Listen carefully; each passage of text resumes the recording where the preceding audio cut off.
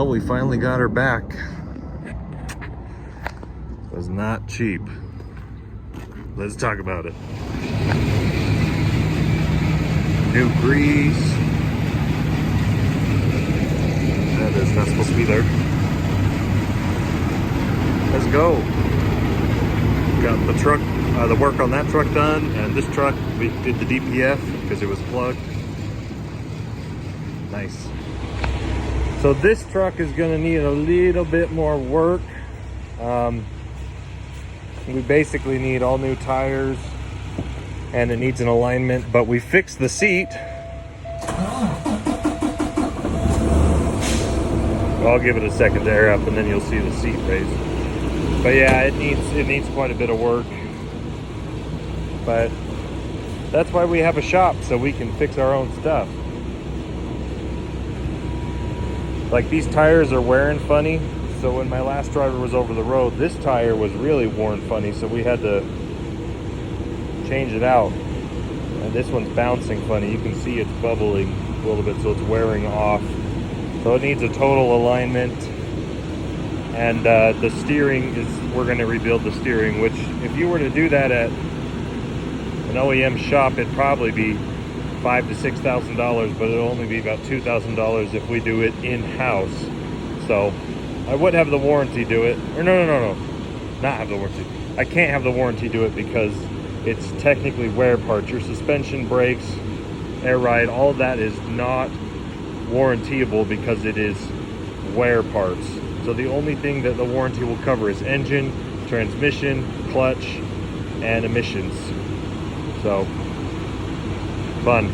Let's get this one out of the way, and then we'll move that one out of the way, and then I gotta pull a couple more things in the shop for today. So this trailer, I'm gonna crank that up in a second. We needed to do a couple things. The pull bar right here, so this is the bar that's typically here. It releases your 4 pins.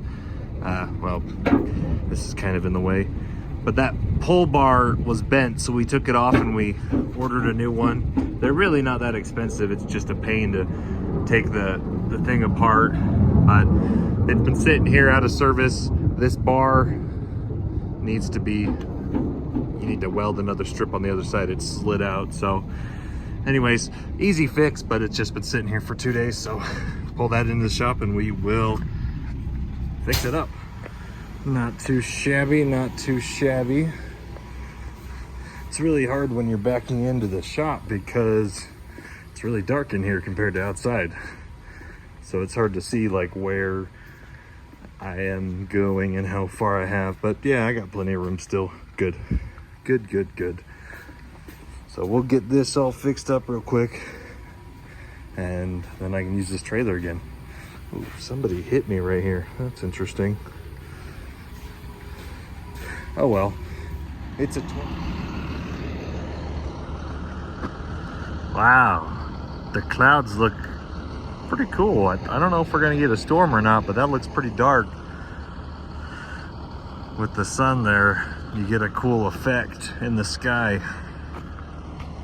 Nice, guys. Nice. Oh, look how nice and shiny red that is. Still not as clean as it should be, considering that they just got paid 40 grand to rebuild this thing, but you know, that's not me.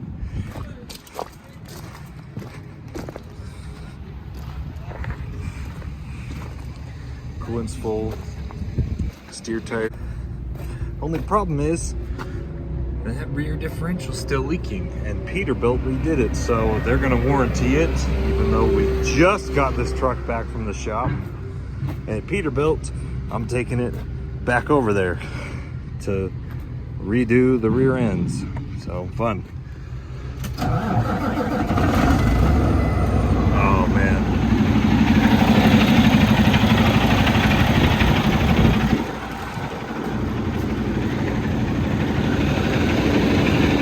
So you want to be a truck driver.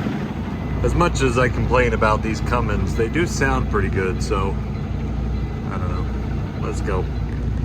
I do still prefer the Peterbilts, but I will say, let's see if you can see, that's a little cramped in here.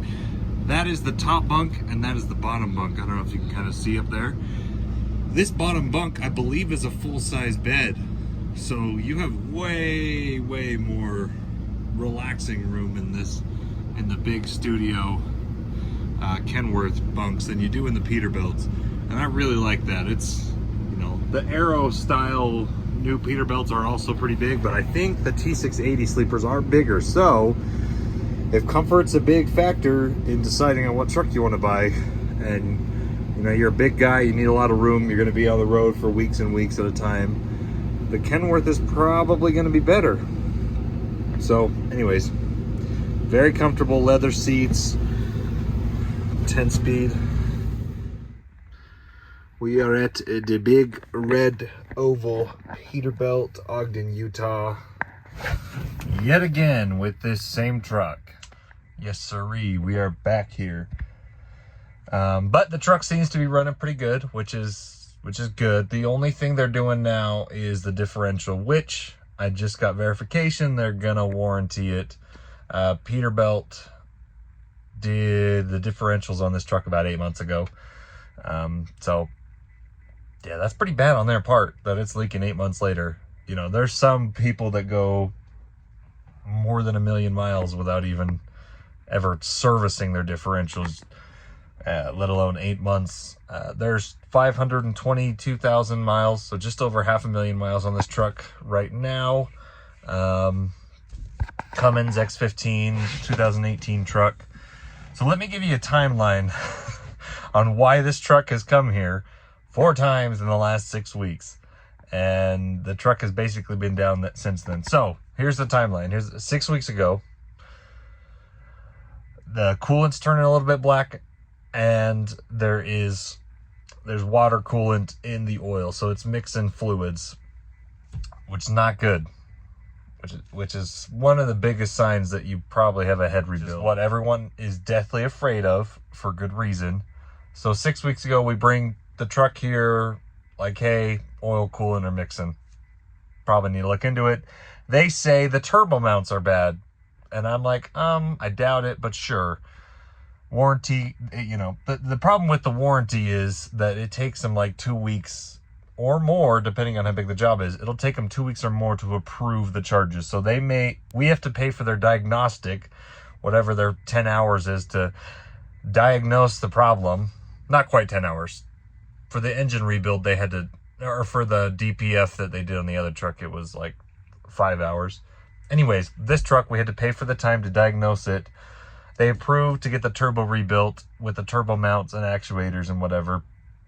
I fix it up. That takes about 2 weeks. I'm like, great. I send my driver on a trip. He's got a long haul trip to Sacramento, Modesto, California, and then up to Billings, Montana, and back home. He makes it home. Truck seems to be running all right. We pop the hood, and the coolant is blacker than oil that's been driven for 30,000 miles. It was black. So we bring it back here. We're like, hey, we haven't even put 2,000. We put a little over 2,000 miles on this truck since you guys did the turbo, but the oil is absolutely in the coolant. So obviously, I knew from the beginning the head was bad. So they diagnose it. The head's bad. We have to wait for the warranty to cover what they're going to cover. They fix it. Great. We come to pick the truck up. The guy climbs up underneath and he's like, oh, your water pump's leaking. Let's get another claim on that. And I'm like ready to take the truck home. And I'm like, didn't you just have this engine completely pulled apart? And anyway, so whatever. We go through the process again. 3rd time's the charm. They say it's good to go. We drive it home. As soon as we get it home, we look at it. There's oil coming out of the rear differential. So we call them back. Luckily, they're going to warranty it. We don't have to pay for it. They're going to reseal the rear differential, which is great. But that is why this truck has been here 4 times in the last 6 weeks. Yep. And you want to be an owner-operator. You want to be a truck driver. You want to own your own truck. You want to own your own big rig. This is why most owner-operators fail in the first year. And this is why. You can't especially if you've got a contract lane. If you're just running on the spot board, it is what it is. But so the total cost with all three of the claims together, I believe, was about $38,000. Now the warranty will pay about 28, 27. So we're out of pocket about 11 grand, which isn't too bad. Actually, it's really not that bad because it helps the engine run better now that it's been rebuilt. However, the biggest cost is your opportunity cost. And what I mean by that is you have 6 weeks that if you had a driver for this truck, 6 weeks, this truck would be sitting here, not running loads. And if you have a contracted lane that you have to fulfill, you don't have a truck to pull it. So you're going to either be renting a truck or buying a truck to cover it, where your original truck is getting rebuilt. So that your downtime is more expensive than the rebuild most of the time. And that's with us having the best warranty, you know. We have a great warranty. They paid for 70, almost 80%, 70 something percent of all the rebuild costs on this truck. So now this truck's basically good to go. The only thing that's not new on this truck now is the transmission, and it's just pretty good. So I'm not worried about that. But the downside is the most expensive part. If you figure that a dry van pulling truck does $7,000 to $8,000 a week gross, that's your opportunity that costs that are gone. So your opportunity costs just as much as the repair a lot of the time. So anyways, we're going to get home. My brother's here to pick me up. But yeah, truck's back here. That's depending on how busy Peterbilt is, they'll have this done in a day, and then I can finally put this truck back on the road because I need another sleeper truck and we're way behind. But anyways, yeah, this is what every truck driver is scared of, because the ultimate cost is most of the time your engine. Your engine is the most expensive component, and when it goes bad, you know, it's not pretty, and this is every truck driver's nightmare. So anyways, that's behind us now. Truck's been rebuilt. They're gonna fix the differential, and then I'm gonna put it back on the road. So yeah.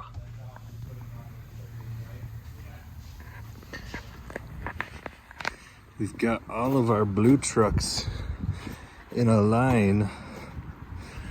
Well, not all of our blue trucks. There's 2 right there. And then here's my baby Esmeralda.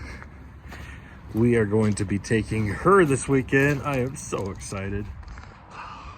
Beautiful blue beauty. She still looks good. The only thing that I'm having to fix is this mud flap. So I'm gonna fix that up really quick. But the driver that's been driving my baby Esmeralda the last couple months, it's been 3 months since we hired him. He's doing really good, but he's not fired. But he is gonna be off for a few days, so I'm gonna take this truck for a ride because I miss the 13 speeds. So yeah, truck should be good. He just got back from El Paso as well. He did the exact same load that I just did. And we're gonna be going up to, where are we going to? Kennewick, Washington? No. Boardman. I think Boardman. I can never remember. There's all those little cities up there in Washington. I think we're going to Boardman. And then, so we got a couple drops though. We got a drop in Twin Falls, and then a drop in Twin Falls, Boise, Boardman. That's where we're going. I remember. I just booked the load, and yeah, so that's what we're gonna be doing this weekend. We're going to Washington, and my wife is coming with me, so I'm very happy. Yeah, so let's get this mud flap taken off, and I'm gonna put a new one on it so that I don't get pulled in the port on a Saturday.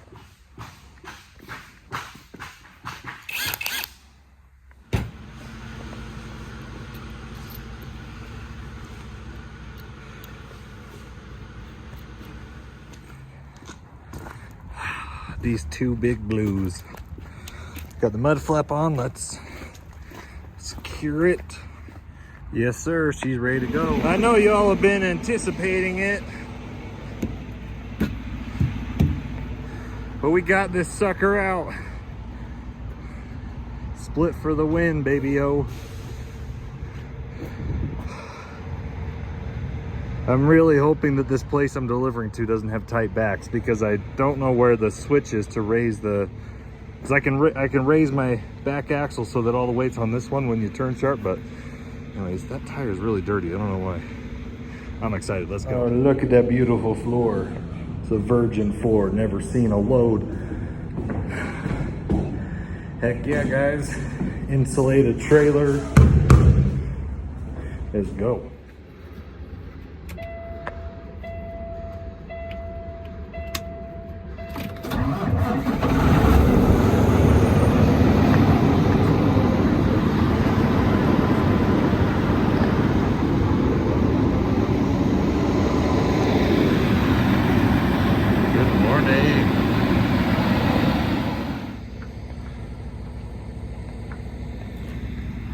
Split for the win.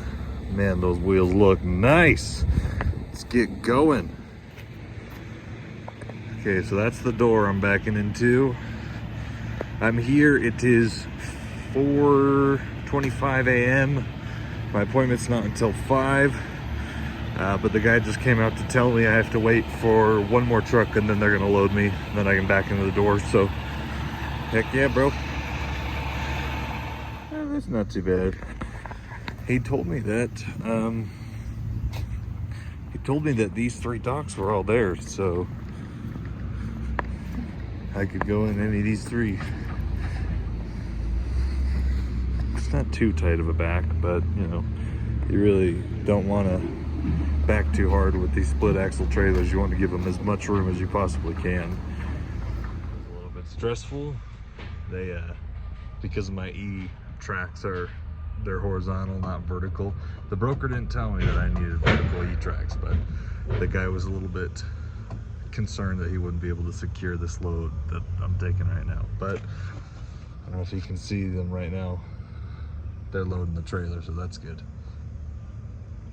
Whatever, I don't care. Cancel the load, see if I care.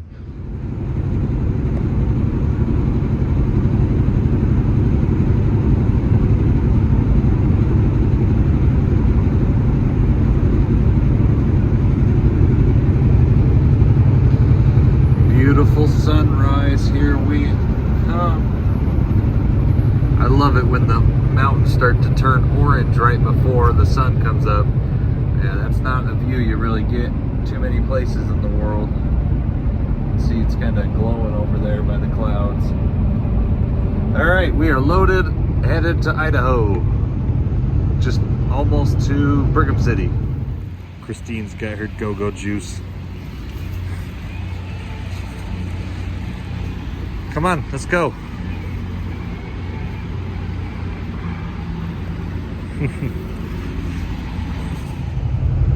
We are coming up, crossed over the Idaho state line right now. So we are 30 miles away from Burley, Idaho. And wow, guys, this trailer, it drives a lot, well, it drives smooth. And I remember, well, it makes me feel good because we haven't used this trailer in over a year. And now that it's finally fixed, I'm so happy that we can use it again because it is so smooth. The split axles makes it so smooth going over bumps. Honestly, it's smoother than a personal car. So, and it doesn't help that our load, I don't think we've got more than I don't even think we have 15,000 pounds of cargo in the truck. So yeah, we're going nice and smooth coming up into Idaho, and yeah, beautiful morning to be going for a drive Sunday morning. That's Christine.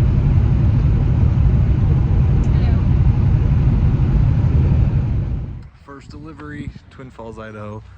I'm not really quite sure where I am, but this dock has ramps going up to it, and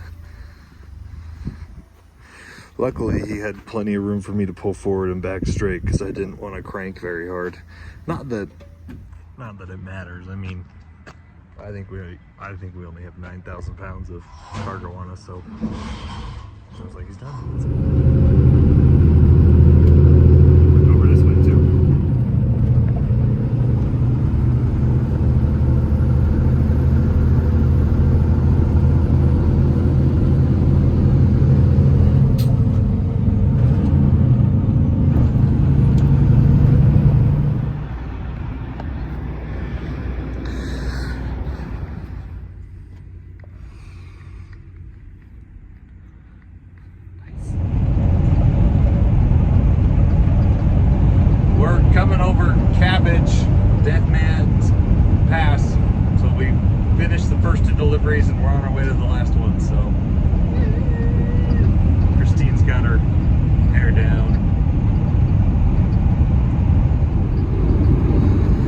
windshield's a little bit dirty. There's been a lot of bugs today.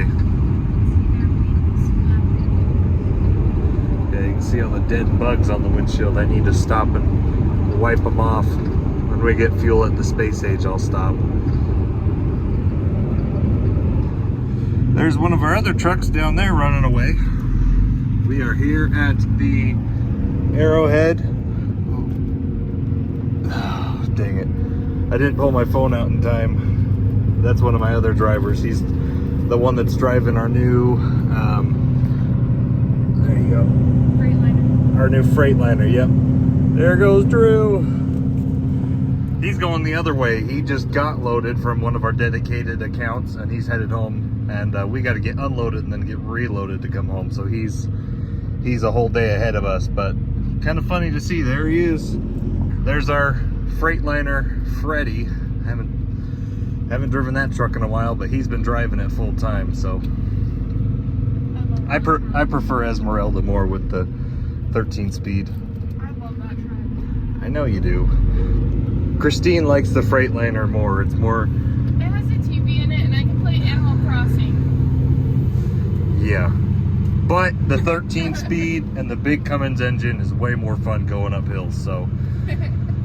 Alrighty. We got unloaded, we're getting reloaded, but the video's getting kind of long, so we're gonna end it here.